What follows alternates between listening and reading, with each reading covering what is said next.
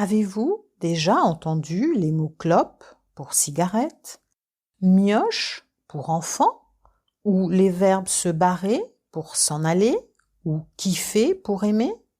Il est possible que vous ne les ayez pas toujours compris. Mais ne vous inquiétez pas. C'est de l'argot et c'est souvent incompréhensible pour ceux qui ne le connaissent pas. Comme la plupart des langues, le français possède aussi son argot. Mais qu'est-ce que l'argot et d'où vient-il? À l'origine, l'argot est un ensemble de mots particuliers adoptés par un groupe social qui veut se distinguer ou se protéger du reste de la société.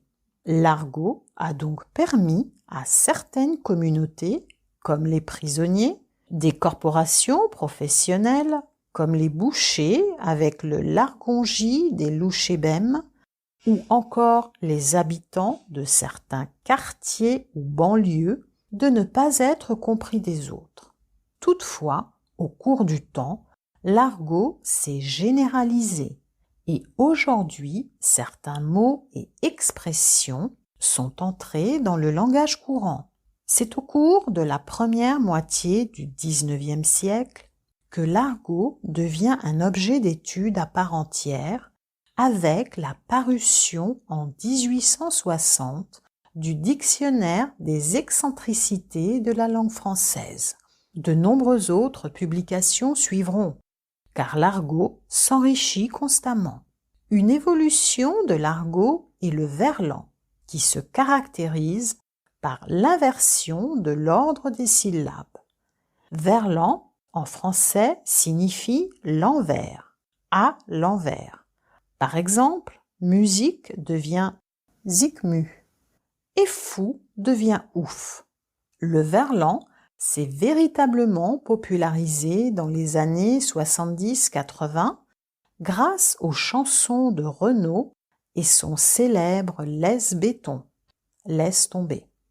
Les mots argotiques peuvent aussi se former par la troncation d'un mot, c'est-à-dire par la suppression de syllabes, comme par exemple la manif, abréviation de manifestation, ou provoque au lieu de provocation. L'ajout d'un suffixe peut aussi former des mots argotiques.